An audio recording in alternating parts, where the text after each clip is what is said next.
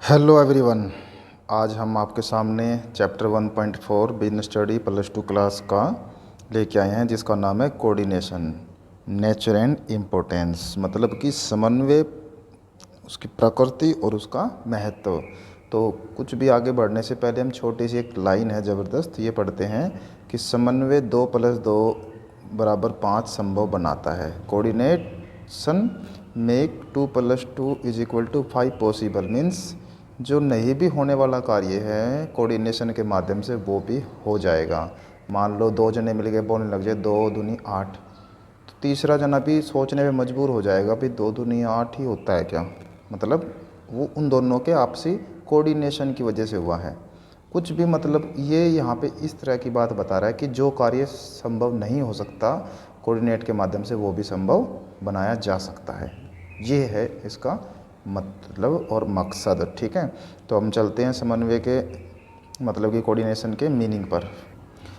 Coordination का वैसे तो मीनिंग है तालमेल से, आपस में मतलब तालमेल बनाए रखना। बाकी हम टूल किट वाली मीनिंग आपको बता रहे हैं। कोऑर्डिनेशन का क्या कहता है, समन्वय वह प्रक्रिया जिसके द्वारा एक संस्था में की जाने वाली विभिन्न क्रियाओं में सामंजस्य स्थापित किया जाता है ताकि संगठन के उद्देश्य को सफलतापूर्वक प्राप्त किया जा सके। मतलब कि जो संस्था है उसमें विभिन्न क्रियाएं की जा रही है, अलग अलग प्रकार की, कोई खरीदने का काम, कोई बेचने का काम, कोई माल बनाने का काम, माल लाने का काम, कैश प्लस करवाने जमा करवाने का काम। तो सारी क्रियाएं हैं पर सबका एक ही उद्देश्य होना चाहिए, संगठन का जो उद्देश्य है वो प्राप्त किया जा सके। इंग्लिश में क्या बोलेंगे, कोऑर्डिनेशन इज ए प्रोसेस, एक प्रक्रिया है, through which harmony is stabilised among different activities of an organization so that organizational objectives can be successfully achieved। अब है नेचर ऑफ कोऑर्डिनेशन, मतलब कि समन्वय की प्रकृति या फिर विशेषताएं या फिर फीचर्स, कैरेक्टरिस्टिक्स, गुण, कुछ भी आप यहाँ पे इसका नाम बोल सकते हो। तो सबसे पहले समन्वय सामूहिक प्रयासों में सामंजस्य स्थापित करता है। मतलब कोऑर्डिनेशन इंटीग्रेट ग्रुप इफोर्ट, मतलब कि समन्वय की आवश्यकता हमें कब पड़ेगी बताओ। एक व्यक्ति समन्वय नहीं कर सकता, एकाकी प्रयास से समन्वय नहीं होता। बहुत सारे व्यक्ति मिलके जब कोई प्रयास करते किसी कार्य को करने का, वो सामूहिक प्रयास ही क्या होता है, कोऑर्डिनेशन होता है, समन्वय होता है। ठीक है ना, एक व्यक्ति के करने से समन्वय नहीं होता। उसके बाद क्या है, फिर भी एग्जांपल अगर लेना चाहो ले सकते हो। कुछ भी है, सपोज कर लो आपको कोई वजन की ज़्यादा वजन की चीज़ उठानी है, तो एक व्यक्ति करने से नहीं होगा ना, बहुत सारे मिलेंगे और मिलने के साथ साथ उनको बताना पड़ेगा, हाँ एक साथ उठाएंगे, तो कोऑर्डिनेट हुआ ना आपस में, जब भी तो वो उठा पाए। अगर अलग अलग उठाते तो कैसे उठाते। उसके बाद है समन्वय प्रयास में एकता सुनिश्चित करता है।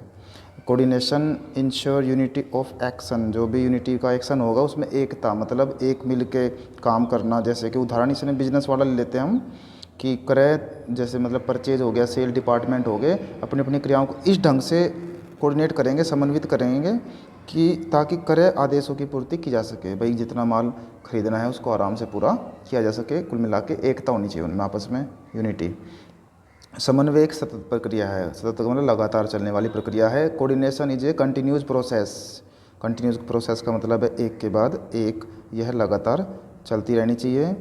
जैसे कि यदि कोई ऐसा कार्य, यह कोई ऐसा कार्य नहीं है जो हमेशा के लिए एक ही बार में पूरा किया जाए, बल्कि इसकी आवश्यकता कदम कदम पर होती रहती है। जितनी भी प्रबंधकीय क्रियाएँ हैं उनमें सभी में संतुलन ना बिगड़े, इसलिए ये समन्वय बनाए रखना लगातार ज़रूरी है, संतुलन बना रहेगा जिससे। फिर समन्वय एक सर्वव्यापक कार्य है। Coordination is an all pervasive function, मतलब कि सर्वव्यापकता का अर्थ होता है उस सत्य से है जो सभी क्षेत्रों में किया जाता है, चाहे वह व्यावसायिक हो चाहे गैर व्यावसायिक हो, मतलब सभी स्थानों पर समान रूप से ये लागू होता है। ठीक है ना, समन्वय की ऐसी प्रकृति है जो शिक्षण स्थान में टाइम टेबल बनाना वो समन्वय स्थापित करने का एक अच्छा उदाहरण है। मतलब टाइम टेबल बना दिया, सारे उसमें पार्टिसिपेट, मतलब एक मिल के योगदान देंगे तभी तो वो पूरा हो पाएगा। कोऑर्डिनेट करेंगे, सब में तालमेल होगा। हाँ भाई जैसे बेल लग गई, एकदम से वो पीरियड आ गया और एकदम से लंच की बेल लग गई, एकदम से सारे लंच के लिए गए, एक कोऑर्डिनेट बना हुआ है, एक तालमेल बना हुआ है। आगे क्रिकेट का भी इसने एग्जाम्पल दिया है, वो आपकी मर्जी है कितने भी एग्जाम्पल दो आप। उसके बाद क्या है, समन्वय सभी प्रबंधकों का उत्तरदायित्व है। सभी प्रबंधकों मतलब कि coordinate is the responsibility of all managers. All managers का मतलब है जितने भी टॉप लेवल के मैनेजर हैं, मिडिल लेवल के मैनेजर हैं, लो लेवल के मैनेजर हैं, सारे मध्यम, निम्न, उच्च स्तर सभी लेवलों के मैनेजर हैं जो उनमें तालमेल का होना, तालमेल होगा तभी वो अच्छी तरह से कार्य कर पाएंगे, और ये उनका सबका उत्तरदायित्व है। उसके बाद है 6 जो इसकी फ़ीचर्स हैं। वैसे तो कम से कम 4 फीचर्स आपको क्लियर रहनी चाहिए हर वक्त कि समन्वय जानबूझकर किया जाने वाला कार्य है। Coordination is a deliberate function, मतलब कि समन्वय कभी भी अपने आप स्थापित नहीं होता बल्कि जानबूझकर किया गया एक प्रयास होता है। केवल सहयोग से बात नहीं बनती, सहयोग के साथ समन्वय का होना जरूरी है। उदाहरण के लिए बहुत अच्छा उदाहरण है, आपको एकदम समझ आ जाएगा। वो कहता है एक प्राध्यापक बहुत बढ़िया पढ़ाने की इच्छा रखता है, वो तो हो गया सहयोग, मतलब वो पढ़ाने की इच्छा रख रहा है, बहुत अच्छा सहयोग है, लेकिन स्कूल में टाइम टेबल नहीं बनाया गया, यह समन्वय का क्या हो गया फिर अभाव। तो इस तरह से समन्वय एक ऐसी स्थिति है जिसको पहले से तय नहीं किया जाता, वो बनाना पड़ता है, जानबूझकर किया गया कार्य होता है। उसके बाद है समन्वय प्रबंध का सार। Coordination is the essence of management, मतलब कि जैसे सार मतलब समरी नहीं पढ़ते हम इंग्लिश में, जैसे कि पूरा लेसन पढ़ दिया फिर छोटे से उसमें हम पूरा का पूरा लेसन कवर कर लेते हैं। इसी तरह समन्वय मतलब प्रबंध तो बहुत बड़ा है, तो समन्वय क्या, प्रबंध का सार। मतलब अगर हम समन्वय का डिस्कस कर लेंगे, समन्वय की मतलब कोऑर्डिनेशन की अगर डिस्कस कर लेते हैं, उसका अध्ययन कर लेते हैं, तो प्रबंध समझ लो हमें आ गया करना, ठीक है, वो उसका सार हो गया। तो ये बता रहा है कि जो प्रबंध है समन्वय का सार होता है, और प्रबंध के अंदर जितने भी कार्य होंगे जैसे नियोजन, संगठन, नियुक्तिकरण, निर्देशन, नियंत्रण, वो सारे के सारे कार्य में समन्वय का यूज होना बहुत ही ज़्यादा ज़रूरी है। उसके यूज हुए बिना कार्य अच्छी तरह से नहीं हो पाएगा। जैसे उसने सभी कार्यों के साथ इनको एक एक करके जोड़ दिया है, जैसे कि कोऑर्डिनेशन और प्लानिंग एंड प्लानिंग, समन्वय और नियोजन। जब भी हम कोई प्लानिंग कर रहे होते हैं तो उसके साथ साथ हम ये भी हमारा ध्यान रहता है कि कोऑर्डिनेट ना बिगड़े, तालमेल ना बिगड़े प्लानिंग के साथ साथ, जैसे किसी के साथ भी। फॉर एग्जांपल उदाहरण के लिए, जब एक विक्रय प्रबंधक जो सेल मैनेजर है अपने विभाग के विक्रय लक्ष्य मतलब सेल टारगेट को बढ़ाने की योजना बनाएगा, तो योजना बनाता होता है तो वह क्या करेगा, प्रोडक्शन मैनेजर हो गया, परचेज मैनेजर हो गया, फाइनेंस मैनेजर हो गया आदि से भी डिस्कस करता है, ताकि वो फ्यूचर में कोई भी जो प्रॉब्लम क्रिएट ना हो। ऐसा करने पर यह प्रदर्शित होता है कि नियोजन के दौरान कोऑर्डिनेट हो रहा है स्थापित, ठीक है ना। उसके बाद आगे बढ़ते हैं सेकंड पॉइंट की ओर कि समन्वय के साथ दूसरा हमारा फंक्शन आ गया मैनेजमेंट का, वो है ऑर्गेनाइजेशन, मतलब कि समन्वय एवं संगठन, कोऑर्डिनेशन एंड ऑर्गेनाइजेशन। संगठन के कार्य जो प्रबंध के संगठन कार्य हैं उसके अंतर्गत संस्था के मुख्य कार्यों को अनेक भागों में बांट दिया, छोटे छोटे। उन्हें पूरा करने वाले व्यक्तियों के मध्य संबंधों की व्याख्या की जाती है ताकि व्यवसाय की सभी क्रियाएं अच्छी तरह से हो सकें। सपोज करो हमें समझ नहीं आया, ठीक है, तो हम क्या करते हैं फिर एग्जाम्पल को अपना टारगेट बना लेते हैं, एग्जाम्पल दे के ही हम अच्छी तरह से उसको कर पाएंगे। सुनिए, उत्पादन विभाग में काम करने वाले अनेक व्यक्तियों के मध्य, जैसे डिपार्टमेंट है ना, प्रोडक्शन डिपार्टमेंट है, वहाँ बहुत सारे व्यक्ति हो गए, ठीक है, उनके बीच में क्या है, मध्य काम का बंटवारा इस ढंग से किया जाएगा, जैसे काम नहीं बांट देते भाई तेरे को ये करना तेरे को ये करना, कि जहाँ एक व्यक्ति का काम खत्म होगा वहाँ दूसरे का शुरू हो जाए। उससे क्या होगा, एक दूसरे की कमी रहेगी, एक दूसरे के महसूस रहेगा, हाँ भाई उसका होते मेरा काम चालू, उसका होगा मेरा काम चालू। तो क्योंकि एक व्यक्ति के काम में कमी आने अन्य सभी को प्रभावित करेगी, इसलिए सभी व्यक्ति अपने आप ही काम को ठीक करके और अच्छी तरह से करेंगे, दूसरे के काम में अड़चन नहीं बनते और तालमेल बना रहता है। तो उसके बाद है थर्ड पॉइंट आपका है समन्वय एवं नियुक्तिकरण, कोऑर्डिनेशन एंड स्टाफिंग। कि स्टाफिंग का मतलब है जैसे व्यक्तियों को स्टाफ नहीं लगाते हम, तो जब भी हम स्टाफ नियुक्त करते खाली पदों पे योग्य व्यक्तियों को रखने की कोशिश करते किसी तरह की कोई गड़बड़ ना हो, और जो योग्य से योग्य व्यक्ति रखा जाएगा बिजनेस के लिए भी अच्छा रहेगा, ठीक है ना, सभी क्रियाएं बिना रुकावट के चलती रहें, वो तालमेल समन्वय के माध्यम से ही सक्सेस संभव हो सकता है। उसके बाद है समन्वय एवं निर्देशन, कोऑर्डिनेशन एंड डायरेक्टिंग, ठीक है ना। तो कोऑर्डिनेट है जो वो डायरेक्शन मतलब कि निर्देशन के साथ भी होगा। निर्देशन के साथ कैसे होगा कि जैसे प्रबंधन निर्देशन कार्य को पूरा करते समय जब जैसे किसी को आदेश देता है, निर्देश देता है, तो उस बात का भी ध्यान रखता है कि मतलब जो हमने किसी को काम बताया उस काम का, जैसे किसी को ऑर्डर नहीं देते या काम बता दिया आदेश निर्देश, तो उस पर वो विपरीत प्रभाव अगर पड़ जाए तो उसको टालने का भी पूरा प्रयास किसके माध्यम से किया जाएगा, कोऑर्डिनेशन के माध्यम से। नाराज़ भी हो जाते कई बार ऐसी बातें बोलें, तो उदाहरण के लिए देख लेते क्या है, ऐसा काम करने वाले दो व्यक्ति के साथ एक जैसा व्यवहार किया जाता है ताकि उनमें कोई मनमुटाव ना हो। कई बार ऐसा होता है ना, उससे तो प्यार से बोल रहे, मेरे से प्यार से नहीं बोल रहे, उससे तो अच्छी तरह बोल रहे, मेरे से तो अच्छी तरह नहीं बोल रहे, मेरा भी तो काम वही था, मेरे को क्यों नहीं कहा। तो इस तरह की कंडीशंस को भी निर्देशन में अगर समन्वय को मिला लिया जाएगा तो वो प्रॉब्लम कभी क्रिएट नहीं होगी। उसके बाद है लास्ट पॉइंट है समन्वय एवं नियंत्रण, मतलब कोऑर्डिनेशन एंड कंट्रोलिंग। नियंत्रण के अंतर्गत काम की प्रगति का मूल्यांकन किया जाएगा ताकि समय पर उसकी सुधारात्मक कार्यवाही करके विपरीत परिणामों से बचा जा सके। नियंत्रण द्वारा संस्था के उद्देश्य से उन्हें प्राप्त करने के लिए उपलब्ध साधनों और मानवीय प्रयासों से संतुलन स्थापित किया जाता है। वो सिर्फ सब होगा कोऑर्डिनेट के माध्यम से ही। इसी के साथ ये हमारे समन्वय प्रबंध का सार है, ख़त्म हुआ। अब उसके बाद है समन्वय का महत्व, इम्पोर्टेंस ऑफ कोऑर्डिनेशन।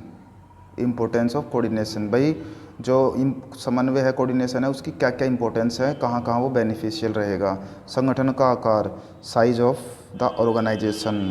आज व्यवसाय का पैमाना निरंतर बढ़ता जा रहा है। व्यवसाय का पैमाना बढ़ने में उसमें काम करने वाले व्यक्तियों की संख्या भी बढ़ रही है। सभी व्यक्तियों की रुचि, काम करने का ढंग, आपस में मेल जोल, काम करने का उद्देश्य, सहन शक्ति अलग अलग होती है, कहीं ऐसे आपस में लड़ भी जाते हैं। तो इतनी विभिन्नताओं के होते हुए भी उन्हें एक समूह में काम करने का जो एक आसान काम नहीं है, बहुत ही मुश्किल काम है उनको इकट्ठा रखना।